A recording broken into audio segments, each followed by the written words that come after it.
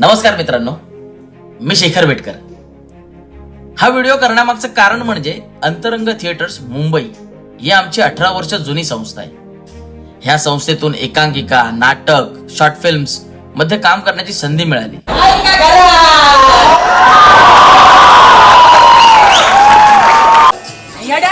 Paper नाही लागत, आतल्या बातम्या लागतात आणि स्वतःला आजमावता आलं.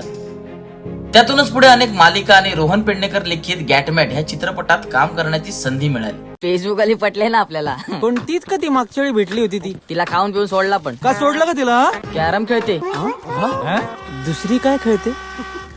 लुडो. आणि हल्लीच मी कुर्ला टू वेंगुर्ला ह्या चित्रपटात महत्वाची भूमिका केली आहे.